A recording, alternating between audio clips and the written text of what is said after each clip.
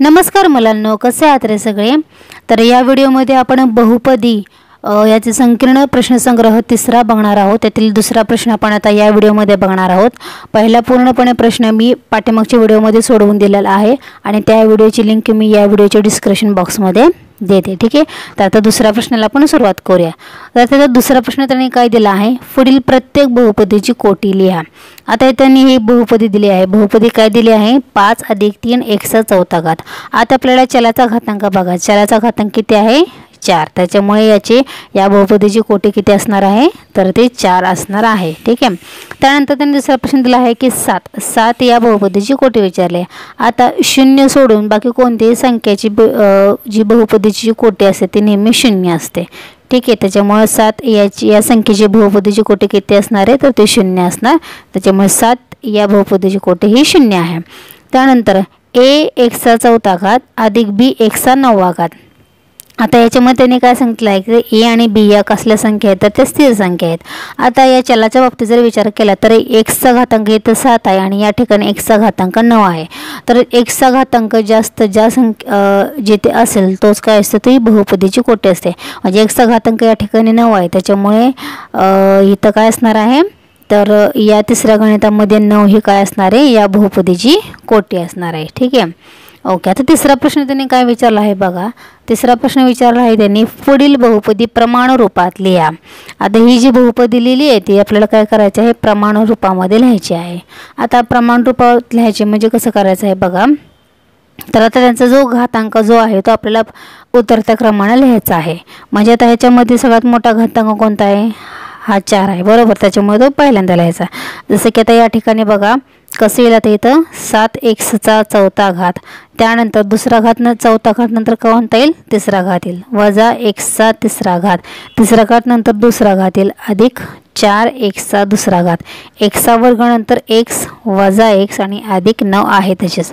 त्याच्यामुळे x चा घातांक उतरत्या क्रमाने आपल्याला लिहायचे। म्हणजेच काय करायचे, तर बहुपदी प्रमाण रूपात आपल्याला लिहायचे, म्हणजे ते अशा पद्धतीने लिहायची। कळालं तुम्हाला, ठीक आहे। त्यानंतर आता आपण दुसरा प्रश्न बघूया त्याच्यातलाच। आता ही सुद्धा बहुपदी आपल्याला प्रमाण रूपात लिहायची। आता सगळ्यात चलाचा घातांक जास्त कुठला आहे, तर चौथा घात आहे। मग ती पहिल्यांदा आपण लिहायचं 5p चा चौथा घात, चौथा घात नंतर तिसरा घात, अधिक 2p चा तिसरा घात, तिसरा नंतर दुसरा घात, 10p चा वर्ग, त्यानंतर p चा वर्ग झाला आता p आणि नंतर वजा 8। म्हणजे अशा पद्धतीने आपण काय केलं, तर ती प्रमाण रूपामध्ये बहुपदी लिहिली। चौथा, तिसरा, दुसरा, पहिला आणि लास्टला जी काय संख्या असेल ती, ठीक आहे। म्हणजेच थोडक्यात काय, तर चलाचा उतरत्या प्रमाणे आपल्याला घातांक लिहायचा आहे। त्यानंतर चौथा प्रश्न त्यांनी काय विचारला आहे बघा। चौथा प्रश्न आहे, पुढील बहुपदी सहगुणक रूपात लिहा। आता याचा आपल्याला काय करायचं आहे, ही बहुपदी एकतर अगोदर आपल्याला ती प्रमाण रूपात लिहावी लागेल आणि नंतर मग त्याचे सहगुणक रूप लिहावे लागतील, ठीक आहे। आता याचं सहगुणक रूप म्हणजेच आपलं अगोदर बहुपदी आपण लिहूया। आता x चा चौथा घात अधिक 16 हे अगोदर आपण प्रमाण रूपात लिहूया। म्हणजेच कसं येईल बघा, x चा चौथा घात अधिक 0 x चा तिसरा घात अधिक 0 x चा दुसरा घात अधिक x आणि नंतर अधिक 16, बरोबर। म्हणजे ही बहुपदी आपण प्रमाण रूपात लिहिली। आता नंतर याचे आपल्याला काय करायचं आहे, सहगुणक रूप लिहायचं आहे। म्हणजेच काय होणार आहे, म्हणजे सहगुणक रूप म्हणजेच आता आपण त्याचं सहगुणक रूप लिहायचं। सहगुणक रूप कसं येईल बघायचं, तर x चा चौथा घात इथं कोणती संख्या नाही म्हणजेच ती 1, त्यानंतर हा 0, पुन्हा हा 0, हा x आहे फक्त म्हणजेच इथं असणार 1 आणि हा 16, म्हणजे 1 0 0 1 आणि 16 हे याचं काय आहे, सहगुणक रूप झाला, ठीक आहे। अशा पद्धतीने लिहायचे। त्यानंतर दुसऱ्या बाबतीत सुद्धा आपण तसंच करायचं। m चा 5वा घात 2m चा वर्ग 3m आणि 15। आता या बहुपदीचं सुद्धा अगोदर आपण प्रमाण रूपामध्ये बहुपदी लिहायची। तर ही जी बहुपदी दिली त्याचे प्रमाण रूप, आता घातांक इथं चलाचा घातांक 5 आहे, मग तो आपण लिहूया m चा 5वा घात, त्यानंतर चौथा घात दिला नाही त्यांनी, मग आपण आता तो मानूया। म्हणजे 0 m चा चौथा घात अधिक तिसरा घात दिला आहे का नाही, मग आपण लिहूया 0 m चा तिसरा घात अधिक दुसरा घात त्यांनी दिला आहे तो लिहा 2m चा वर्ग अधिक m दिलाय का, दिला आहे त्यांनी 3m आणि अधिक 15 बरोबर. मग आता याचं सहगुणक रूप काय होईल बघा. म्हणून सहगुणक रूप आता याचं काय होईल ते आपण आता लिहूया. कंसामध्ये या ठिकाणी m चा 5वा घात म्हणजेच 1. त्यानंतर या ठिकाणी 4था घात आहे 0. m चा 3रा घात आहे 0. त्यानंतर इथं आहे m चा 2रा घात या ठिकाणी 2. m चा सहगुणक आहे 3 आणि या ठिकाणी 15 बरोबर. म्हणजे हे काय असणार आहे याचं हे सहगुणक रूप आहे. ठीक आहे. हे अशा पद्धतीचे उदाहरणं तुम्ही पाठ्यमागच्या सराव संचामध्ये बघितलेलं आहे. ठीक आहे. सोपं आहे. आता आपण 5वा प्रश्न बघूया. तर त्यांनी काय दिलं आहे बघा 5वा प्रश्न. पुढील सहगुणक रूपातील बहुपदी x हे चल वापरून घातांक रूपामध्ये लिहायचे. आता आपल्याला त्यांनी या ठिकाणी 3 प्रश्न दिले आहे. त्याचं आपल्याला काय करायचं आहे. आपल्याला x हे चल वापरून काय करायचं आहे घातांक रूपामध्ये ती बहुपदी लिहायची आहे. आता सुरुवात अगोदर आपल्याला काय काय करायचं आहे तर सहगुणक किती आहे त्याचे ते पहिल्यांदा आपल्याला काउंट करायचे आहे. तर किती आहेत बघा. तर 1 2 3 4 आणि 5 टोटल 5 आहेत. मग आपल्याला घातांक रूपातील बहुपदी लिहित असताना काय करायचं आहे जेवढी संख्या आहे जेवढे सहगुणक आहे त्याच्यातून 1 वजा करायचं आणि मग तो चलाचा घातांक असणार. आता या ठिकाणी सहगुणक किती आहे तर टोटल 5 आहेत. 5तून 1 केला राहिले किती 4. म्हणजे त्याच्यामुळे आपण आता x चा घातांक आता किती घेणार आहोत 4 घेणार आहोत. ठीक आहे. हा आपला रूलच आहे. मग आता आपण काय करायचं तर x चा घातांक 4 घ्यायचा. त्यानंतर आपण याच्यानुसार आता बहुपदी लिहूया. आता इथे किती आहे बघा तर 3 x चा 4था घात आता घ्यायचा आहे बरोबर. 5 सहगुणक आहे 5 आहे. 5मधून 1 वजा केला 4 आहे. त्याच्यामुळे x चा घातांक 4. तर 4 पासून पुढे ते उतरतं क्रमाने आपल्याला बहुपदी लिहायचे. त्यानंतर 3 x चा 4था घात इथं किती आहे वजा चिन्ह सुद्धा या ठिकाणी बघायचं वजा 2 x चा 3रा घात इथे किती आहे अधिक 0 x चा वर्ग या ठिकाणी अधिक 7x आणि या ठिकाणी अधिक 18. म्हणजे ही काय झाली रे तर ती प्रमाण रूपातील बहुपदी आपली झालेली आहे. इथपर्यंत कळलं. ठीक आहे. ह्यात इथे आपण 0x चा वर्ग घेतला 0x चा वर्ग लिहिला तरीही चालेल नाही लिहिला तरीही चालेल. म्हणजे थोडक्यात काय तर तुम्ही ही नंतर बहुपदी अशी सुद्धा लिहू शकता. म्हणजेच 3x चा 4था घात वजा 2x चा 3रा घात अधिक 7x आणि अधिक 18 अशी ही फायनल ही सुद्धा बरोबर आहे आणि ही सुद्धा बरोबर आहे. ठीक आहे. कोणतीही लिहिली तरी सुद्धा चालेल. ठीक आहे. त्यानंतर आता आपण ही बघूया. त्या किती आहेत बघा सहगुणक रूप 1 2 3 4. 4तून 1 वजा केला 3 म्हणजे आपल्याला चलाचा घातांक हा 3रा असणार आहे. ठीक आहे. मग त्यानुसार बहुपदी लिहा. काय लिहायचं बघा तर 6 या ठिकाणी 6 आहेत.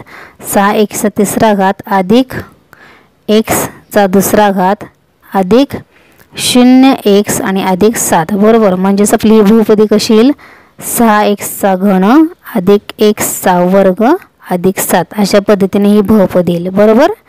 ओके. ठीक आहे. त्यानंतर आता या ठिकाणी शेवटचा बघा 3रा 4 5 वजा 3 0. तर याच्यामध्ये सहगुणक आहेत 4. 4तून 1 गेला 3 म्हणजेच आपल्या चलाचा घातांक हा 3 असणार आहे बरोबर.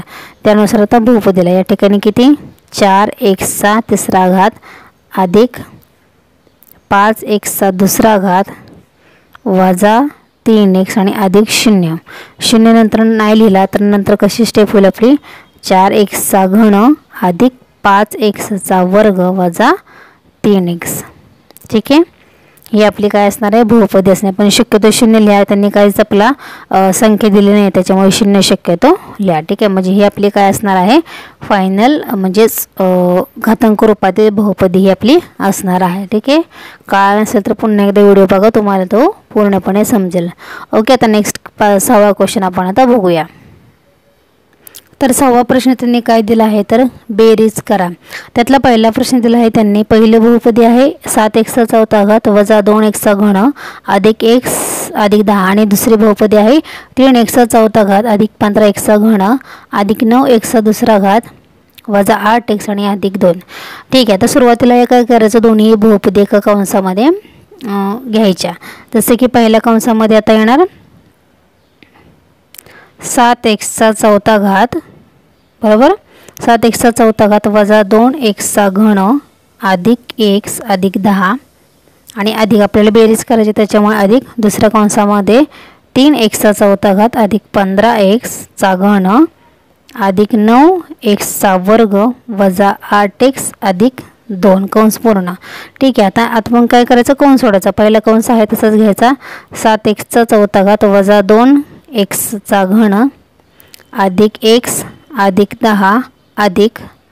आता या ठिकाणी बघा अधिक असल्यामुळे काय होणार आहे, कंसाच्या आतली चिन्ह आहे तशीच राहणार आहे. ठीक आहे. जर या ठिकाणी वजा असतं तर आतली चिन्ह बदलली असते, परंतु अधिक असल्यामुळे चिन्ह सेम राहणार. ठीक आहे. त्याच्यामुळे फक्त या ठिकाणी कंस काढा. म्हणजेच 3x चौथा घात अधिक 15x घन, म्हणजे हा कंस पुन्हा आहे तसंच येईल. 9x दुसरा घात वजा 8x अधिक 2.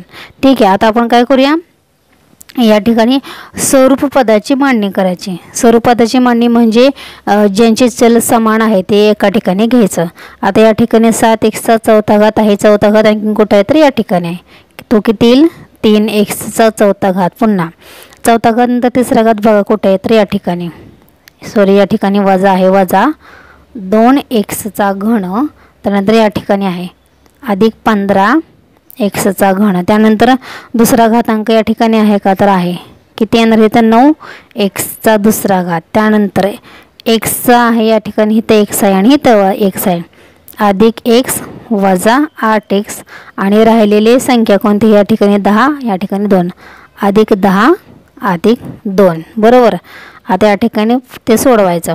आता 7x चौथा घात आहे आणि या ठिकाणी काय आहे तर 3x चौथा घात आहे. बरोबर. म्हणजे 7 आणि 3 किती होतात तर 7 आणि 3 होतात 10. म्हणजे इथे किती येईल तर 10x चौथा घात येईल. बरोबर. आता या ठिकाणी वजा 2x घन आहे आणि अधिक 15x घन आहे. 15तून 2 गेले राहिले किती तर 13. म्हणजे त्या या ठिकाणी किती येईल तर 13x घन येईल. ओके. त्यानंतर इथं x वर्गचा एकच पद आहे त्याच्यामुळे 9x वर्ग जे आहे ते आहे असेच येईल. ओके. आता या ठिकाणी अधिक x आहे आणि वजा 8x आहे, मग त्याच्यामुळं अधिक 1 आणि वजा 8 म्हणजे इथे किती येईल तर वजा 7x येईल. वजा 7x येईल. हे कळालं ना. अधिक 1 आणि वजा 8 म्हणजेच 8तून आपल्याला 1 घालायला पाहिजे, चिन्ह मोठ्या संख्येचं म्हणजे 7 या ठिकाणी राहणार.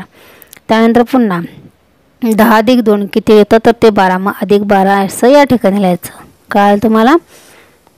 हेच काय आहे तुमचं फायनल उत्तर आहे. अशा पद्धतीनं तुम्हाला ते सोडवायचं होतं. कळालं. फक्त बेरीज करायची.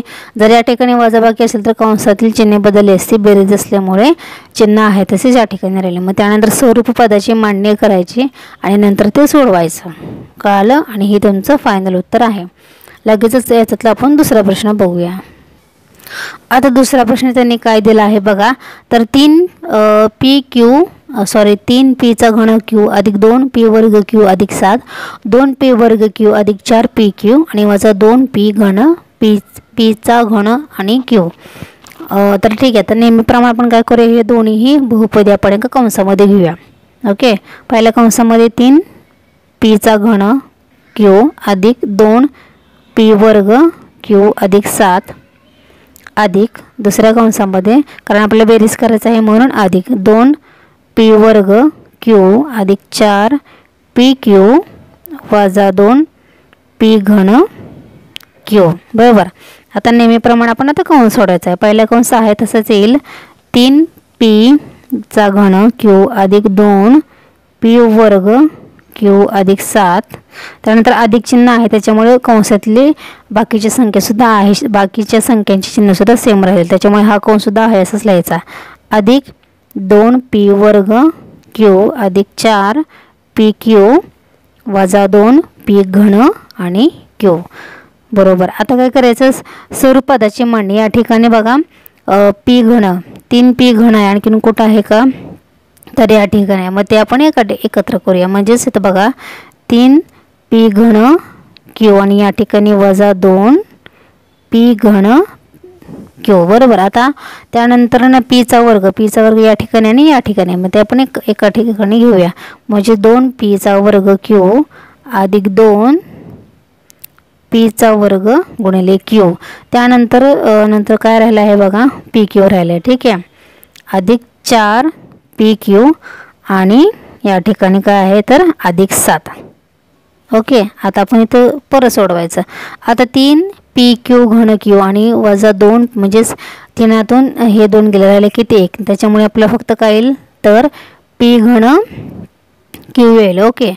प्लस आता 2p वर्ग क्यू आणि अधिक 2p वर्ग क्यू म्हणजेच किती 2 आणि 2 4 म्हणजे 4p वर्ग क्यू येईल. ठीक आहे.